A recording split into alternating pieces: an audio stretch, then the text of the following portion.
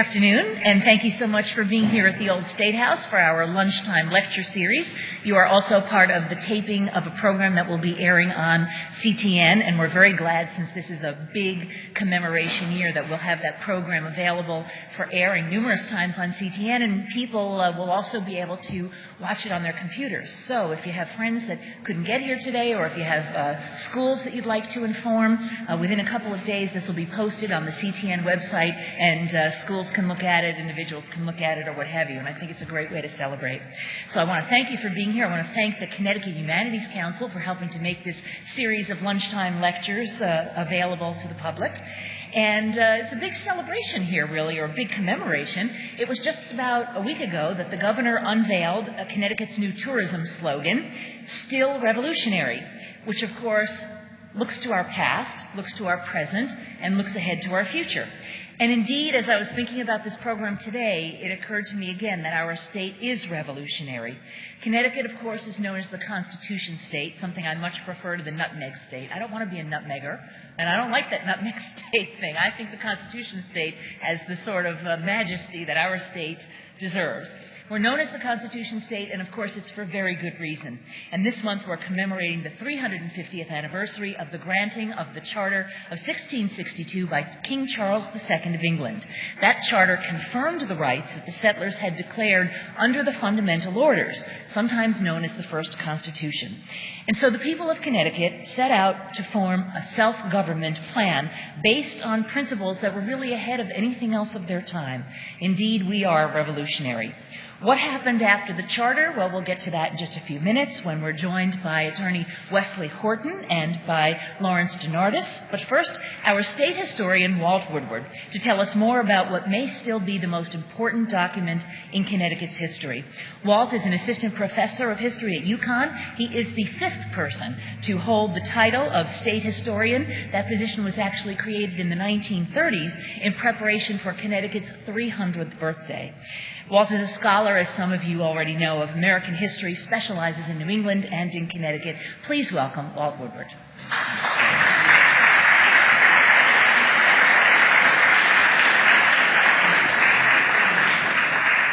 Thank you very much. It's anytime I get a chance to be in a room with Diane, I know it's going to be fun. And it's great to see so many people I know, to share a panel with Wes and Larry, who I deeply admire, and to talk about a document that I think is so critically important even today. There you go. 350 years ago this month, on the 10th of May, 1662, Governor John Winthrop Jr., then in London, witnessed an event of such extraordinary importance that he did something that for him was unprecedented. He opened his family almanac. He took pen in hand, and he recorded the following words. This day, May 10, in the afternoon, the patent for Connecticut was sealed. Winthrop knew this was a historic moment, for gaining the Great Seal of England meant that at long last his colony had an official charter. Quite possibly, he even understood then what would be that the passage of time would confirm that the Charter of 1662 would quite possibly be the most important document in Connecticut history. Because the extraordinary generosity of the Charter's provisions and the tenacity with which they were subsequently defended shaped Connecticut's society, culture, and government in ways that still have powerful resonance hundreds of years later. For one thing, the Charter brought together into one colony the two then distinct colonies of New Haven and Connecticut, giving the future state its permanent geopolitical structure. It also gave Connecticut a claim to land that stretched from the Long Island Sound to the South Sea. Wouldn't it?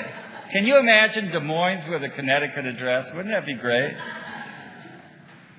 It was a grant that was to provide the basis, even though we still don't have all that land, was to provide the basis for Connecticut's smaller but still huge land holdings in Ohio's Western Reserve, a movement westward from Connecticut that was very significant in shaping America. Politically, the Royal Charter of 1662 became the constitutional document under which the government was organized and the validating document for that government for the next 156 years. No document in our history has served as the foundation of government for a longer period than the Royal Charter. And perhaps most important, the Charter also gave Connecticut virtual independence more than a century before the Declaration of Independence. This was a source of stability and self-reliance that, in my opinion, provided the steadiness which characterizes this land of steady habits. Now, securing such a generous charter from the English monarch Charles II was for many reasons a truly singular achievement. To understand how much of an achievement it was, we have to go back to the years before 1662 and examine the very particular place occupied by patents and charters in European colonization. Throughout the colonial period, in both England and America, and in fact throughout Europe, there was a great concern with the legitimacy of authority. What gives you the right to settle here? Now, you would think they'd be asking that question of the Indians, but that seemed to be of generally marginal concern to most colonial endeavors. But they were very concerned about having an answer both for their own governments and for other royal powers. By whose authority did English colonists settle in America? The answer was very simple. That authority came initially from this man, James I, the King of England. The monarch authorized settlement.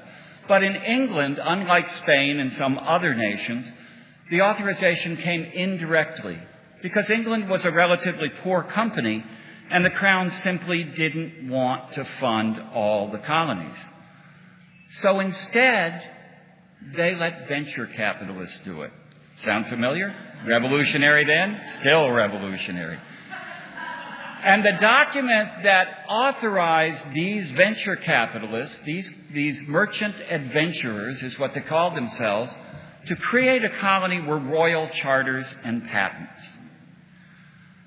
Chartered companies, the thing that the actual physical document of the charter and the patent did was it created the company, and then it gave these companies exclusive right to settle certain specific areas. So it bounded the company's authority. It also provided royal legitimacy to the land claims that the companies were making. It's okay, the king said so. It gave assurance to the investors that if they went overseas, if they established a colony and they made improvements, those improvements wouldn't arbitrarily be seized by another power. They also served as a warning to foreign powers that you may think this is a weak little settlement on the shores of a God-forsaken continent, but if you mess with it, you are messing with the English crown. For the settlers on the ground, the charters defined specific rights and permissions. They essentially said, here's the way you can operate within that territory. All of these things together made charters and patents absolutely indispensable if you wanted to legally claim the right to settle. They were the validating documents. Now, the best known of all the colonial charters, and almost all colonies had a charter, was the charter of the Virginia Company of London. We all know that the Virginia Company, these merchant adventurers, in 1607 founded Jamestown. And they did what any newly formed company would do. They kept their most important documents in London with them.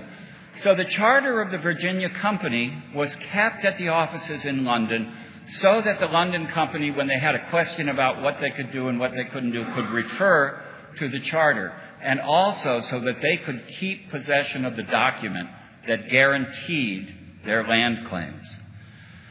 Well, for the merchant adventurers, Virginia was like a boat. It was a hole that you throw money into endlessly. From 1607 to 1617, Virginia fared very poorly. Mortality rates were extremely high, and the company just kept throwing money against the colony without success. But in 1617, thanks to a man named John Rolfe, they found that they could grow Spanish tobacco, and overnight what had been an economic failure became a boom town. They were planting tobacco in the streets. And for the next 5 years, Virginia was everything that its investors had ever wanted it to be. Until March 22nd, 1622, when the Powhatan Indians up and down the James River watershed united in a dawn uprising. At the crack of dawn on the same day, over 160-mile areas, Indians attacked the Virginia settlements, killed nearly 500 people, virtually destroyed the colony. And that made the Crown concerned. They'd been concerned about Virginia for years. But after the catastrophe of the 1624 war, they wondered whether this company was really up to the task. So in 1624, the Crown requested that the company actually send the physical charter over to the Privy Council for review. The Privy Council took possession of the charter. They declared it invalid. They never gave it back. And Virginia became a royal colony. The company no longer ran it. The king appointed a governor. The company was through. Its charter was gone. This was a lesson that was not lost on the Puritan settlers of Massachusetts Bay, who, as you recall, left England because they were having a series of disputes with the monarch. John Winthrop Jr., this man, who was asked to be the governor of the Massachusetts colony, said, "I'll take the job, but I will take it on one condition. The charter comes with us." He feared that what had happened to Virginia could happen in Massachusetts. So he said, "Let me take the document with me." The board of directors thought about it, and they agreed. So when Winthrop came to America, the charter, in fact, came with the Winthrop fleet. Its presence in New England proved really important because you had a 6 to 12-week communications gap between England and America. It wasn't very long after the Puritans arrived, then people associated with the Crown began to issue quo warranto proceedings to have the charter pulled back and revoked. So for years, for 60 years in fact, the Crown would send letters to Massachusetts saying, "This is from the king, send your charter over on the next boat." Massachusetts would write back, "Well, we love our king, but could you tell us why you want the charter?" King would write back, "Because I said so." "Well, we admire your authority, but what are the issues you have?" And you can see how on, a 24-week passage, you could stretch this out for 60 years, which is what Massachusetts did. They didn't become a royal colony until 1692. If you want to know how important royal charters really are, you look at Plymouth Colony. They have this really interesting story, both vis-a-vis charters and vis-a-vis the English Crown. Their charter story truly underscores the importance of these legitimating documents as a foundation for settlement. Now, the Pilgrims took a circuitous route to America, as many people know. They started in England, they first went to Holland, and then they came to America. They left England because they wanted to practice their religion in purity in 1608. They lived in Leiden for 12 years. But by 1619, they'd had about enough of Dutch worldliness. The Dutch, they liked these rich paintings, and they played heavy metal music everywhere. They legalized marijuana, and they said, "We're out of here." And what they did was they negotiated with the Dutch and England at the same time, but they decided we want to be English people when we go there. So they got a patent, kind of a subcontract, from the Virginia Company to settle an English plantation. In 1620, they boarded the Mayflower and the Speedwell, and after a series of delays, they landed late in November off of Cape Cod. That created an instant and very serious problem. The boundaries of the Virginia Company's patent were roughly Manhattan. And the Pilgrims had a patent that authorized them to settle along the Hudson River at roughly where Manhattan is today. But they arrived and they knew they were on Cape Cod, and they knew that was north of their permitted boundary of settlement. So their patent simply was invalid. The indentured servants on the crew knew that, and they said, we don't have to serve you anymore. I mean, the chaos shimmered. So what the Puritans did, or the Pilgrims, they got together and they said, we have to have an answer. When someone asks us, what gives us the right to settle here, we need something. So they created an ad hoc document called the Mayflower Compact. If you are a school child in Massachusetts, they will tell you that this is the first Constitution in America. We know better. They say that because on an ad hoc basis, the Mayflower signers covenanted and combined themselves into a civil body politic.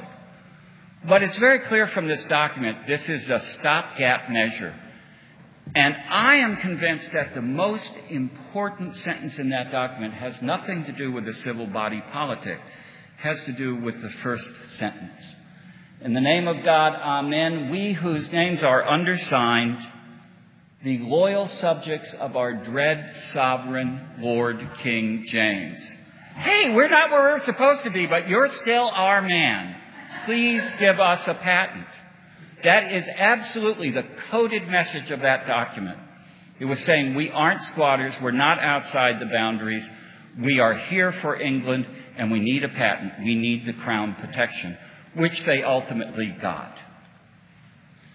That's what makes Connecticut's relationship vis-a-vis charters and patents so interesting. Connecticut was initially settled repeatedly by unpatented squatters.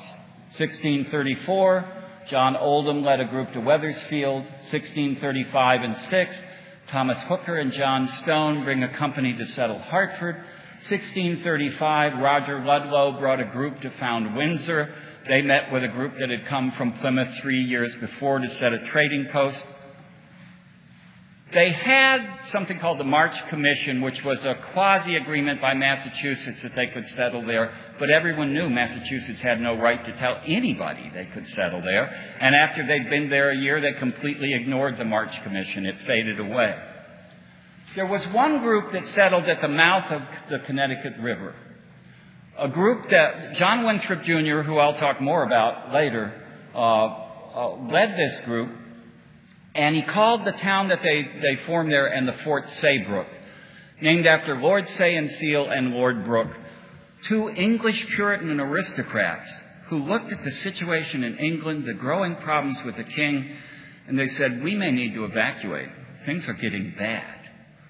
So they hired Winthrop and sent engineers and a military commander with him and said, go to the mouth of the Connecticut River, build homes for people of quality and a fort, and get ready for our arrival.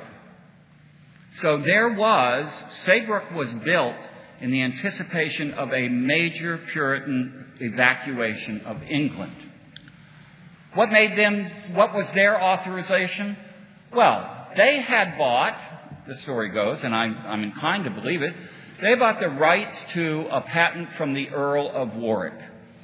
When asked about the Warwick patent that supposedly covered this section of Connecticut and a big swath up the Connecticut River, when asked about the Warwick patent, they could cite you chapter and verse. They could tell you everything it said, what the boundaries were. When you asked to see the document, nope. No one was ever able to produce the Warwick patent when the patent needed to be seen. This creates a problem when the physical document really counts. But we'll talk about that later. None of the Connecticut settlements could produce a legitimate physical document that validated their right to settle. So what's going on here?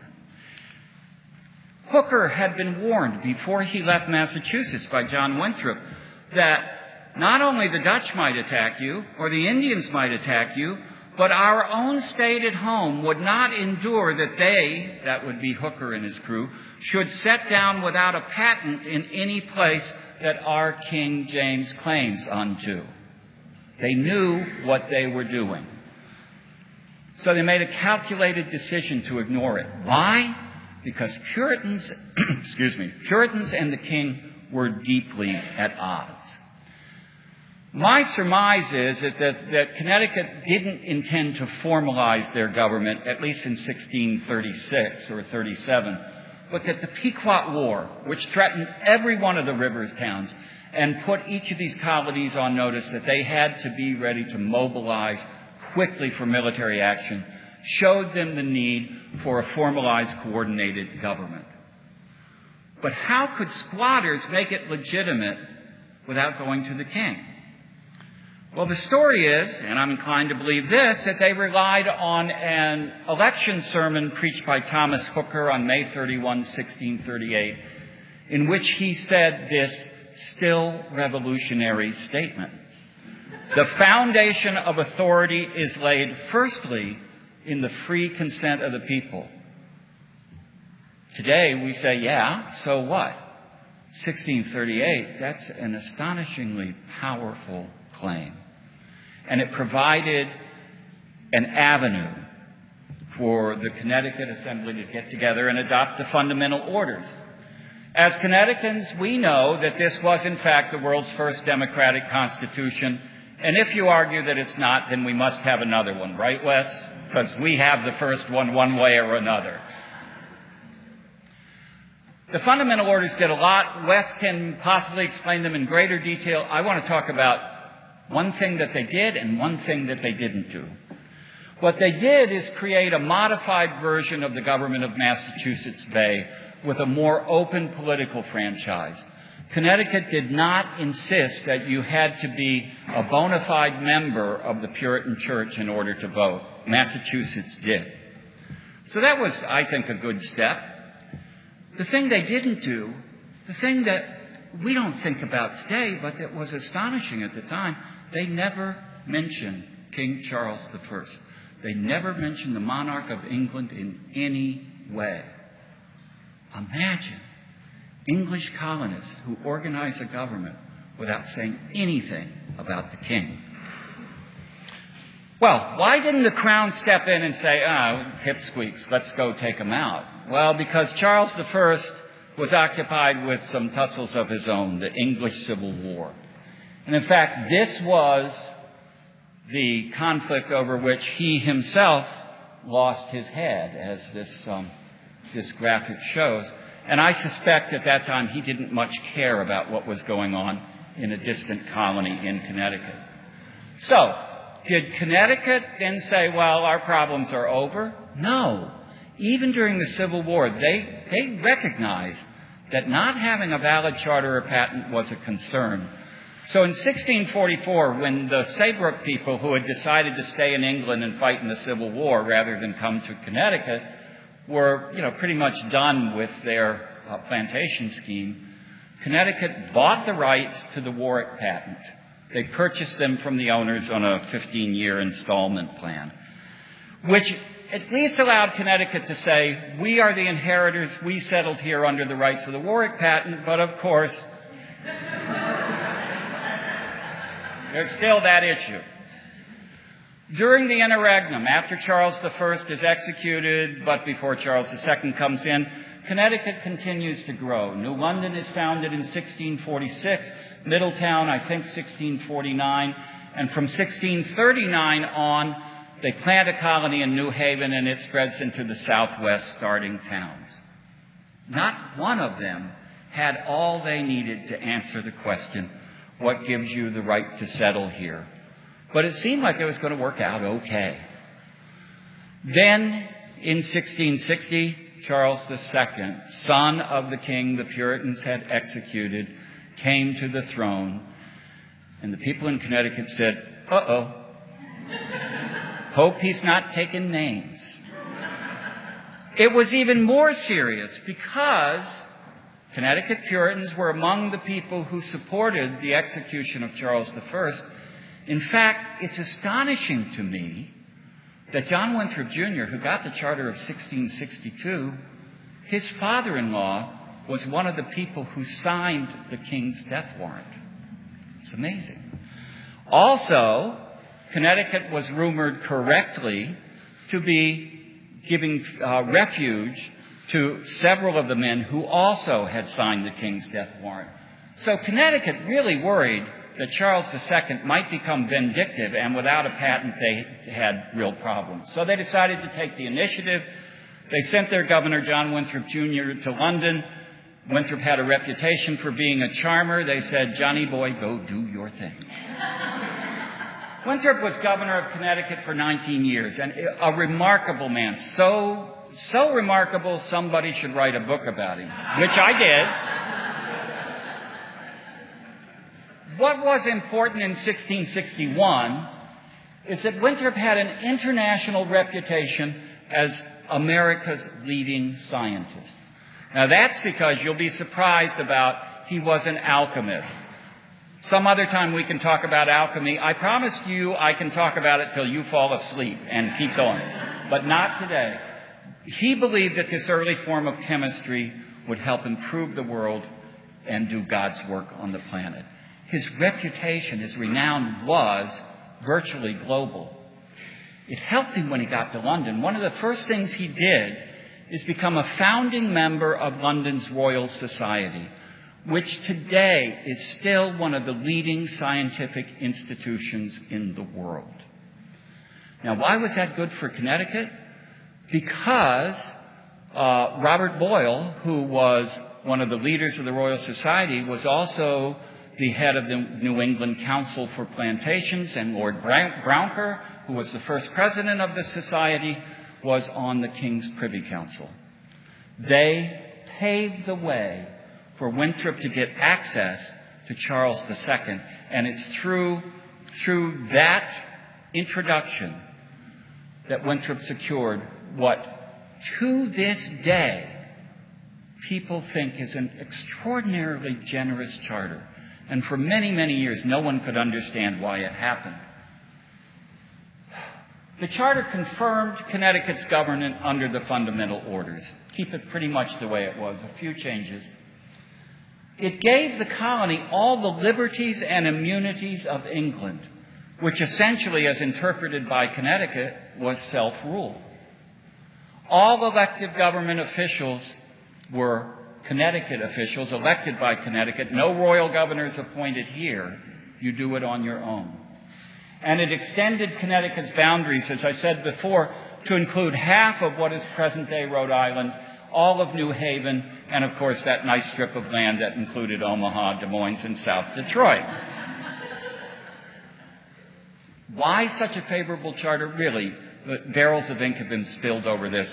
In my work on Winthrop, because I looked at the Royal Society connections and I was able to read the King's secret instructions to the Royal Commissioners he sent to New England in 1664, I think I know why.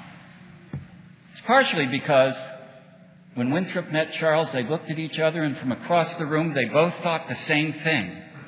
Why, he looks like me. But not only that. Charles II very much wanted to consolidate all of these Puritan colonies into one colony, the Dominion of New England. That was his plan in 1662. He thought that by giving Winthrop a great deal on a charter, he was buying local support for the project. It's very simple. He was trying to co-opt our governor. We're Connecticutans. That can't happen, right? Winthrop came back, and it became very quickly apparent that he wasn't going to play. For the rest of his life, he politely refused requests from the Crown that would help them consolidate the Dominion of New England. which leads us to probably the most important story in Connecticut history, single story, and that's about the charter oak. This is a story we still teach our school children. It goes like this. Edmund Andros, nice legs, don't you think? Shows up in Hartford after repeated requests from afar. He shows up on Halloween of 1687 and demands that Connecticut hand over the royal charter to him. We all know what happens, right? It's getting dark, the assembly stalls, and then a candle goes out. And Joseph Wadsworth grabs the charter, runs down the street, and hides it in the hollow charter oak tree on the Willis property. That's the story, right? We all know. Okay. So, if you're a school child in Connecticut, you go, ha! We got him. He went away unhappy. But that's not what happened. The next day, Andros said, charter or no charter, I'm your new governor. You're in the Dominion. He took over the government, and for the next 18 months, Connecticut was ruled from Boston. The charter, if it was taken, if it was stolen, put in the tree, had no immediate effect whatsoever. Fortunately, England had the Glorious Revolution in 1688, in which they overthrew James II and they installed William and Mary. James II was crypto-Catholic. William and Mary were Protestants. They thought that was good. When New England heard about it, they overthrew Andros, a second Glorious Revolution. Connecticut had a very important choice to make. What are we going to do now? We've got three options. We can elect a new government. We can leave the guys that Andros put in place to run the government. They were fairly good guys. We can just leave them there and go on till the next election. Or we can do a third thing. And they elected to do the third thing, and it has made all the difference. In May of 1689, Connecticut reinstalled every single official who was in office on October 31st, 1687. And they said the government will take effect just as it had before the late interruption. Why is this so important? Connecticut's position was clear. We never, for an instant, gave up our charter. It remained in force as far as we were concerned for a minute, and you can never say that charter was suspended. It is still our validating document. Royal governors of New York and Massachusetts for the next 70 years fought that. They wanted a subordinate Connecticut, and they tried repeatedly to assume military control over the colony. Connecticut said, no way. This charter guarantees effective self-rule. The governor of New York Governor Fletcher, kind of defined how he felt about that, and I think his description is perfect. He says, the laws of England have no force in this colony. They set up for a free state. That's because Connecticut insisted the Charter of 1662 was theirs and they were going to rule by it, which they did for the next 156 years after the Declaration of Independence. That's a tradition of self-government and home rule that's all but unparalleled in English America. It did create the land of steady habits. It did help Connecticut be mobilized for the American Revolution half a decade before the rest of the country. It meant that when places like Massachusetts and Virginia were scrambling around to write constitutions after they got rid of their royal governors, Connecticut could just say, keep the Charter of 1662, change the name of the king to the people of Connecticut, and let's go on. A critically important document. We are what we are today because it was what it was for such a long time. And I hope sometime, maybe this week, you'll go over to the State Library, go into the Hall of Governors, and go look at the Fundamental Orders and the Charter of 1662, and pay homage to these documents that have meant so much for us and for our state. Thank you.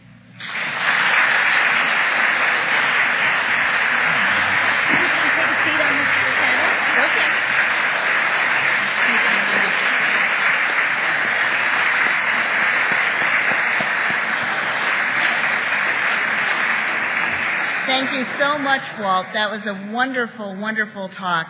While our panelists are getting situated on the stage, I would like to just introduce myself. I'm Sally Whipple. I'm the director at the Old State House, and we're so glad that you came today and hope that you'll come back for other programs that we have scheduled over the next few months. On June 12th, Lowell Weicker will be here in a conversation with Diane Smith for a lunchtime lecture. On July 10th, we will be doing a program on the Hartford Convention of 1814, and to prepare for that, you should all read this issue of Connecticut Explored. We have issues that we can give you today, and you can also subscribe.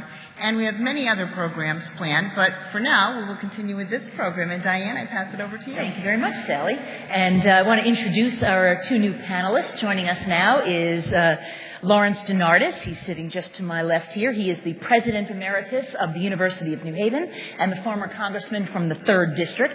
He was a state senator and a delegate to the 1965 Connecticut Constitutional Convention. In fact, I'm told the youngest delegate at that convention. He's currently a member of the Board of Regents for the Connecticut Higher Education, and he's writing a book that's going to be published sometime in 2013 called The Constitution State, How Connecticut Led the Way. And also joining us is a panelist that we've very much enjoyed in the past, attorney Wesley Horton. He's a partner at Horton, Shields, Knox, and he has appeared as an appellate counsel in hundreds of cases over his career. He's participated in some of the most noteworthy cases in the state, including the landmark case on condemnation, which he successfully argued to the U.S. Supreme Court. That was Kelo versus New London. And the de facto school desegregation case, successfully argued to the Connecticut Supreme Court, Sheff versus O'Neill. And Wes Horton is a very strong advocate for the Connecticut Constitution. In fact, he wrote the only published book on the document. So he wrote the book. Thank you so much for being here. Walt gave us a very, I thought, majestic view of the Charter and the fundamental orders. Where does all of that take us to then at the point where he left off? First of all, before I get to 1700 or maybe 1776 is where you left off, I wasn't sure. I wanted to follow up on a couple things you mentioned. First of all, don't just go over and pay obeisance to the Charter. Read it. It's actually fun. Of course, I have a different definition of fun for most people. But it's in the Blue Book, and you immediately are turned off by it because it's 7 pages long and it's one paragraph. But it's, if you dig into it, it's fun. For example, did you know that the name of our state is the Governor and Company of the English Colony of Connecticut in New England and America? That's the name of our state. And did you know that it may be lawful for the chief commanders, governors, and officers of such company to put in warlike posture the inhabitants of the colony? That means you. To kill, slay, destroy by all fitting ways, enterprises and means whatever, all and every such person or persons as shall at any time hereafter attempt or enterprise a destruction, invasion, detriment, or annoyance of the inhabitants of this plantation, and to use and exercise the law martial in such cases as the occasion shall require. I think that's put in very nice terms. And I wanted to point out, you mentioned the land that we were given. There's more. We have everything east of the Narragansett River and west of the South Sea, but also south to the sea, which is not Long Island Sound. That's the Atlantic Ocean. In fact, we bargained later away. We bargained away eastern Long Island for Greenwich to New York. So, it went straight down. So we had eastern Long Island as part of Connecticut. And we had to bargain with Rhode Island over where the boundary was there. And then we had to bargain with not only Ohio, but Pennsylvania. And, so you laugh about South Detroit. But, in fact, there were battles fought in the 18th century over land that we claimed west of New York. And then it ends up, in witness whereof, we have caused these letters patent to be made patent. Witness ourself at Westminster, the 23rd day of April, in the 14th year of our reign. Now, this was in 1662, and you may have heard Walter say that he took power in 1660. Of course, that's false. He took power the moment one head came off in 1649. So as far as he was concerned, it's the same thing as us with the Charter Oak. Nothing happened between 1649 and 1660. This was the 14th year of our reign. So I just wanted to say something nice about pro-charter. Having said that, I want to rain on your party a little bit about the charter, because I think the importance of the charter is the independence. It showed the independence, but that's all. The actual language of the charter, you sort of, breezed past and said, oh, they didn't change the fundamental orders very much. That's very important, because from a legal standpoint, when you trace back where things came from, they didn't, the actual way our government took place didn't come from the charter. It came from the fundamental orders. So, in terms of being able to have a legal existence, this document, the charter, is very important. But in terms of what it is we were doing, Winthrop sold a bill of goods, basically said, just rubber stamp what we've been doing all these years since 1630-something. So, it's interesting that way. The other thing is, you said, assuming that the charter went into the tree. I don't believe that for a minute.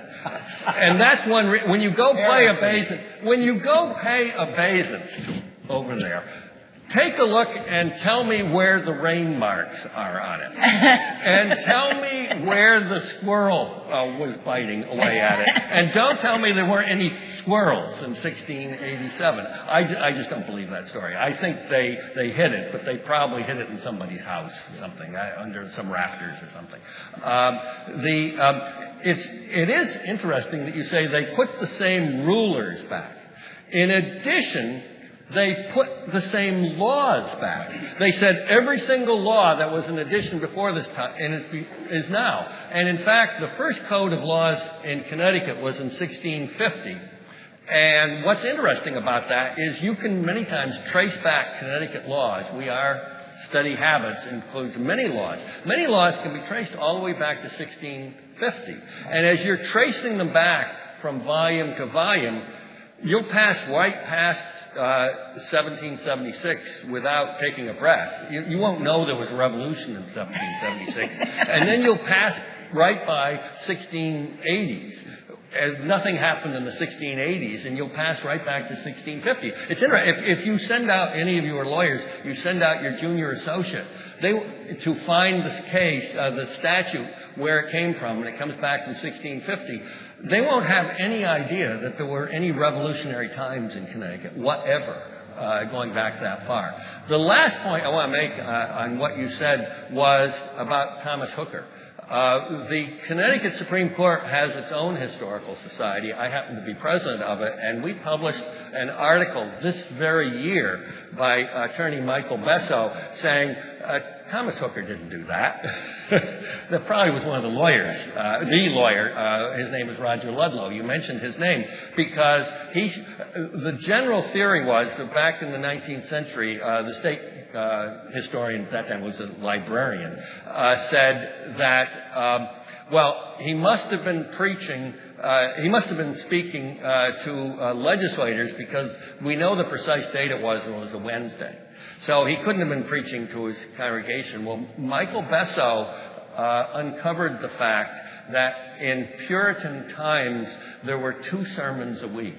One of them was on Sunday and the other was on Wednesday. So he said he was just giving a sermon, and he showed that the language that was used, that you cited, is right from Deuteronomy. So he said that was the lesson of the day. And now, of course, there may have been some leaders that were there, of course, but he says it's far more like, he may have had an indirect role on it, but he says he was primarily a preacher, not a lawmaker, and it's very probable that there were other people that actually were the major influence on writing it, and not Thomas Hooker, which is of course heresy too. But Wes, let Larry DeNardis get in here for a second. Larry, you're writing the book about how Connecticut led the way, so it's interesting what Wes says, that we kind of ignore a lot of what other states would consider major episodes in our history to go all the way back. Yes, no one has ever alleged that Thomas Hooker wrote the Fundamental Orders. Mm-hmm. He inspired the Fundamental Orders. He was part of a group that did sit down to flesh it out, but the penman was Roger Ludlow, who was the only person in that group who was trained as a lawyer at Oxford and Middle Temple at London. It's wonderful to celebrate the 350th anniversary of the Charter of 62, and I enjoyed Walt's presentation immensely. But the reason that we're the Constitution state, so it says on our automobile markers, is because of the work of 1639, because of the Fundamental Orders, which Walt has acknowledged may be the first written constitution in the history of the world. That has fascinated me ever since I sat in this building in 1965. Wow. I don't have my powdered wig to make that more officious. No, in 1965, as was noted, we had our constitutional convention, and the first session was in this building. And I have been enamored with political thought as a political scientist, but also as a practitioner of the art, a member of the convention, a member of the state senate and Congress, and so forth. So I am writing this book entitled The Constitution State, How Connecticut Led the Way. But I don't get to 1639 and 1662 until the third chapter. Because what fascinates me is the development of constitutionalism, the concepts which all came together in the 17th century. Because constitutionalism was, in fact, an American invention, per se. But where did those ideas come from? Mm-hmm. Well, I have been driving myself crazy reading the Code of Hammurabi, the ancient Hebrews, the Hebrew prophets, for example, had a good deal to say that was important. Of course, the Greeks and the Romans, early Christian thought, medieval thought, including, the development of feudalism, and the writers in the High Middle Ages, like the schoolmen, Saint Thomas Aquinas, and others from the universities, which were just developing during that period of time. Middle Ages, the concept of the university is a gift of the Middle Ages. Anyway, the development of Stoicism, the natural law, all of these ideas which are in the stream are part of our legacy in the West. And so when we talk about constitutionalism, we talk about limited government. We talk about a structured government that is different powers than what their authority is. We talk about individual rights and how they are guaranteed. And we talk overall about the rule of law. But these things came along different tracks for 2,500 years, even longer. And so the first couple of chapters of my book are about that. But then we get to the 17th century. And then we get to this incredible situation where Thomas Hooker et al. Come here, not far from here, and settle. And after the Pequot War, do create a document to define simply how they're going to live. Who's in charge? What can they do? And, this is the way we will lead our lives from this point forward. So that document is an amazing document. And it's the document that really gets rolled into the Charter of 1662. minor changes here and there, but it's basically the fundamental orders. And the Mayflower Compact is not a constitution at all. It was merely the idea that they were about to go to shore, and the Puritans on board, who were about half the whole crew, because the other half of the crew were not Puritans, and what they might do once they hit shore was of great concern to the Puritans. And so they tried to bind them together, one for all, and all for one. But in terms of government, it wasn't a government. It was saying, listen, let's respect the fact that we've just come across the Atlantic and are about to settle, and we'll be peaceful, and so forth. But the Constitution, this is truly the Constitution state, clearly by virtue of the fundamental orders, affirmed by the Charter of 1662, and the fact that during the Revolution, we continued. Other states declared their independence, wrote constitutions, most notably Massachusetts, the Constitution of 1780, where John Adams was the principal penman. But we didn't do anything.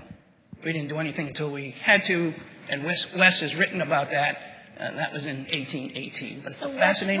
Let me jump a number of years then, and let's talk about why, if the Charter and the fundamental orders served us for 156 years, why the Constitution in 1818? I know something about that. Yes. There's the book. Yeah, that's right. Actually, I have a new book. Second edition came out 2 weeks ago. Yeah. Somebody told they loved it. I haven't seen it. Oh, the that's publisher great. forgot about me. I called him yesterday. Hey, where's my book? But it's put out by Oxford University Press, and I guess they have more important things to do. But in any event, at the time of the Revolution, Connecticut didn't see any need for a new constitution because they were doing just fine. You know, they hadn't tarred and feathered any governors or anything, and same with Rhode Island. So those two basically independent colonies just went along with what they had. What happened after 1800 is a number of things. For one thing, there was a war in 1812, which could have led to secession of some of New England, and was right here, I guess, in this very building, I guess. And it didn't. And then the war ended early. You may remember that Andrew Jackson didn't get the word in time, and if maybe he did get the word, I have a question about that, and invaded New Orleans anyway. But in any event, because it ended early, the federal government had money left over. So they decided it was the first revenue sharing plan by the United States government.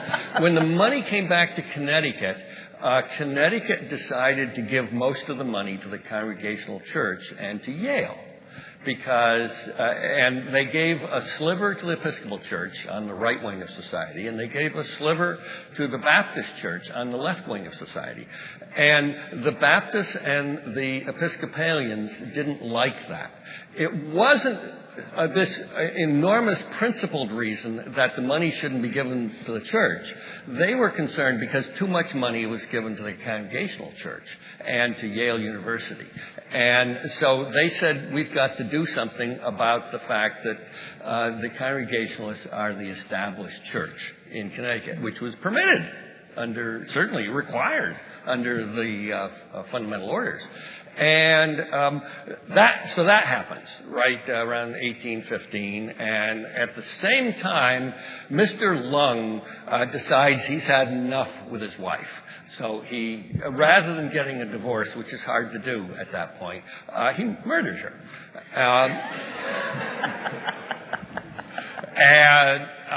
At that time, Supreme Court justices also sat on the Superior Court, the trial court, And he happened to catch the Chief Justice of the Connecticut Supreme Court as the trial judge. Well, it took about one day for the jury to convict him, and he was sentenced to death. So he was thinking about his appeal to the Connecticut Supreme Court and thinking that probably wasn't going to get him very far. Since in Connecticut at that time you could sit on your own appeals. You were one of several justices, but he was the Chief Justice. So rather than appealing to the Connecticut Supreme Court, he filed a petition with the legislature. And the legislature thought that the trial had taken much too fast. And therefore, the legislature ordered a new trial. Well, the Chief Justice and the rest of the justices didn't think much of that statute.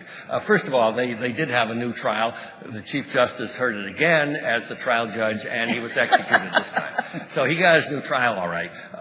But Chief Justice, whose name is Zephaniah Swift, wrote a broadside against the legislature. Everyone else has a separate branch of government called the judiciary, and we don't. There's one branch of government here. It's called the legislature. And so we've got to do something about that. The third thing that happened at just about the same time is that Connecticut was one of the few states that still, where the Federalists were still in charge. And about that same time, they were just about, all of a sudden they weren't in charge. They lost the last election.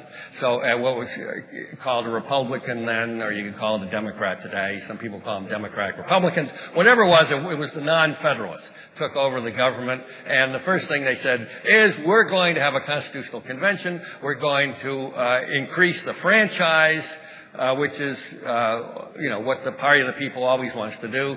And we're going to have judicial independence. And the third thing we're going to do is we're going to disestablish the Congregational Church. So those are the three marching orders the Constitutional Convention in 1818 had, and they did all three of them. Mm-hmm.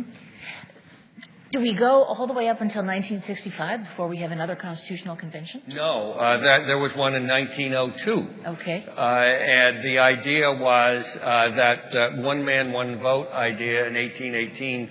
You haven't done much with it. We've had a couple of cities since that time. Mm-hmm. And meanwhile, Union, which has two people in the legislature, and Hartford has two people in the lower house.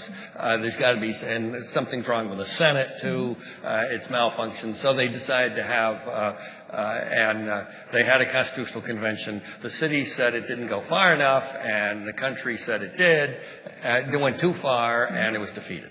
And so nothing happened until 1965. So the convention of 1901 or 1902, which tried to remediate the problem, did not succeed because it was not ratified by the people of the state of Connecticut. Mm-hmm. They produced a product after a lot of wrangling, and that product, there was a low turnout, and the nays prevailed. So it was not until 1965 that we dealt with the problem of what was defined by the court as the failure to adhere to one man, one vote. Now we would say one person, one vote, but the court's terminology in the 1960s was one man, one vote. And it was because of a major case, Supreme Court case, Baker versus Carr in 1962, that said the question of the federal jurisdiction over state legislative operations is hereby declared. It's a justiciable issue, which opened the door in the various states for cases. Our own case in Connecticut was Butterworth versus Dempsey, but there were similar cases in the other states. They all came together accumulatively and aggregately in some decisions in 1964, 63 and 64. That told us in Connecticut we needed to do something. We were under the federal gun to do something, and so a constitutional convention was established for the summer of 1965. 84 delegates, 42 from each party, and we went to work for the summer, and produced a rewritten legislative article, which clearly defined what one man, one vote means, and said that every 10 years after the next federal census, there must be a reapportionment, and we've been proceeding in that fashion since. But it wasn't just the legislative article that we looked at. Of course, the political leaders in both parties, and that was the heyday of John Bailey, the Democratic leader, and the Republican leader was Cyril Pinney, who was of a like mind. They just wanted us to deal with the legislative article and go home. But we dealt with a number of other issues, including establishing an education clause, which later became very significant for a number of people up here. But our work was approved in a ratification that occurred that fall, and the 1965 product is our Constitution. It's not wholly new. It's mostly a carryover from the past, but with significant changes that were required by modern times and modern life. Before we go on, I want to see if we're at about the hour mark, so some people are going to have to go. But I want to see if anybody in the audience wants to ask a question before we continue on discussion. Yes. We understand that 2 out of the 3 panelists disagree with the premise of what brought us here, that the Charter is not, in fact, the most important document, that it is the fundamental orders. Are you willing to arm wrestle over it, or should the audience take a vote on that, too?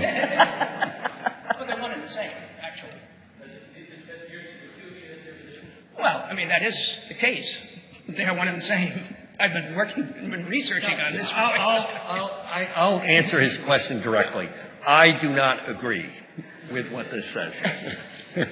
So it's 1-to-1 with a neutral, I guess. Because he's a politician. Without the Charter of 1662, the fundamental orders could have died in 1663. And the 156-year tenure after 1662 was based on the longer document. But this is historians doing this. The great accomplishment of John Winthrop Jr., who you wrote brilliantly about, was that he was able to take the fundamental orders, put it in a petition, and bring it to London and get the Great Seal. Indeed. You know. Indeed. Hey, I'd like to mention, especially if any of you think, well, what can one person do? And you adverted to the education article that was added to the Constitution of 1965. That's the result of one person pushing. One person by the name of Simon Bernstein. He was and he wasn't a high-level delegate. I mean, he wasn't one of the insiders. He was just, I suppose he probably had the role. I mean, you weren't an insider, were you, at that time? No, I was 27 years old. Yeah, that's what I thought. At the bottom of the... Yeah. I don't think, as I read the Constitutional Convention, Bernstein wasn't one of the insiders. And he wasn't one of the insiders. Yeah, but he pushed on, we've got to make education a fundamental right in Connecticut. And the way it looks to me is the leader, all right, we'll put it in there just to keep you quiet. I mean, that's what it looked like. And he got it in there, and it's made a huge deal, both in Horton versus Meskel and Shepp versus O'Neill and other cases over the past 45 years. And without him, my opinion is it wouldn't be in the Connecticut Constitution. What would it take to call another constitutional convention? Well, it's actually, that is provided for in the Constitution itself. You have to have it on the ballot, for one thing, every 20 years or so. And we had it just recently. Do you want to have a constitutional convention? And you as voters have to say yes or no. And so far we've said no, because there's no crying need for it. But the legislature can bring it up at any time they want to. There's provision here for doing it, but nobody's ever asked for it. That was part of the work we did in 65 to make sure that there was a procedure to establish a constitutional convention, if need be, through the legislature and the people. Larry, there's been a discussion about some of the changes that were made this year in voting and the possibility of changing the absentee ballot laws. That's actually an article in our Constitution on how you can apply for an absentee ballot and what the regulations are. Could that be enough of a reason to call a new constitutional convention to approve no-fault, I think they call it no-fault absentee balloting? I don't think so. I think it's well within the scope of what's in the Constitution. And even if it isn't, you don't need a constitutional convention for something like that. There's been 30 or so amendments to the Constitution just since 1965. It's not anywhere near as difficult to amend the Connecticut Constitution as to amend the federal Constitution. Let me ask you, as long as we're at that point, in light of the way our country is governed today, how important are state constitutions versus the federal government? And Larry, I'll start with you. Well, there's an enormous number of things that states have purview over, so for that reason and for the reason of the 10th Amendment to the U.S. Constitution, which says that all those things not assigned to the federal government remain lodged with the state.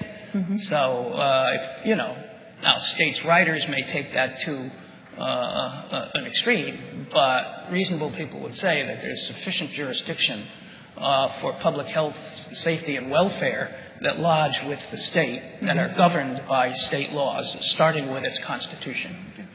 Well, has the role of the state constitution changed over the years? I'm sorry. Has the importance or the role of the state constitution changed over the years? Oh, yes, absolutely. Since the late 1970s, especially in my opinion, the Horton versus Meskel case, the Connecticut Supreme Court has been very aggressive in promoting, in listening to lawyers that will bring state constitutional arguments. And the best example, in my opinion, is Sheff versus O'Neill, because under federal law, de jure segregation is illegal. But de facto segregation, in other words, segregation that just happens, has to be within the same district.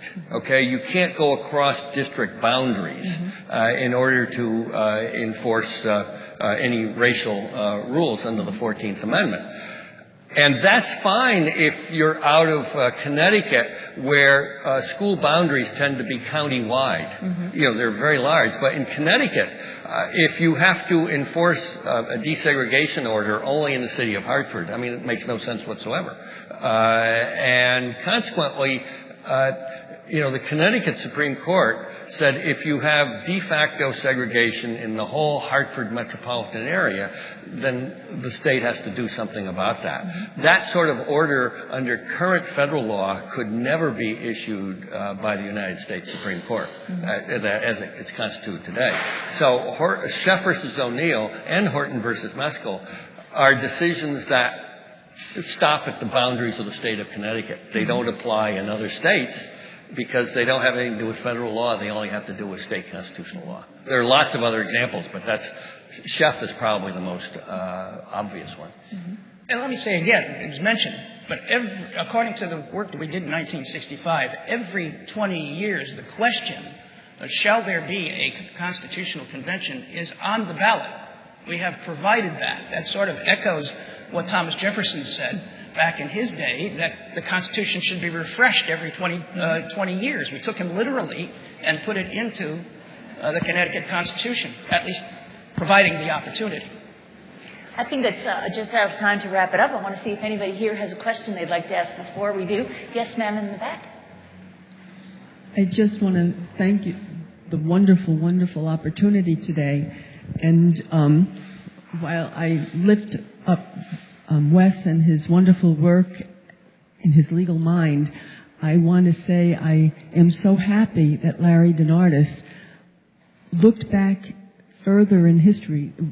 Wes mentioned the Deuteronomy, but I just have to stand and give accolades to Thomas Hooker, because the importance of clergy at that time in history, particularly in the Puritan Protestant Christian faith, was absolutely essential. And indeed, Roger Ludlow, the legal mind who drafted the words, as I learned today, he was also probably very well versed in Old Testament as well as New Testament history.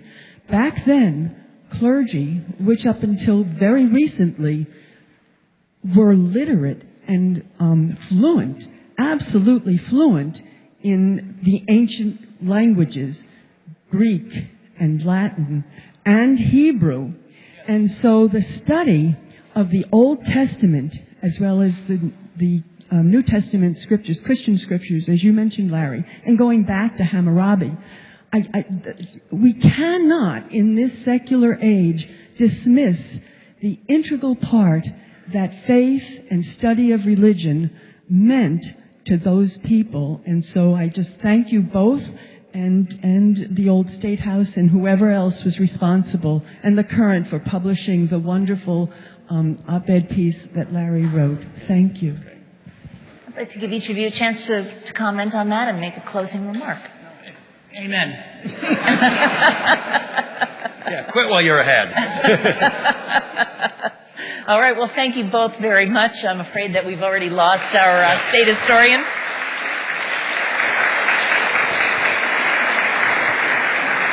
It was very nice having you. Please come back when the book is published. And Wes, it's always great to have you. Thank you so much. And thank you for being here. And you can check this program out on CTN. Fine. Thank you again to everybody. We're really happy that you came today. Please fill out your evaluations. Make a plan to come back for our next program. Visit the charter and the fundamental orders. And stop outside and visit Thomas Hooker in our courtyard, too. Thanks again for coming.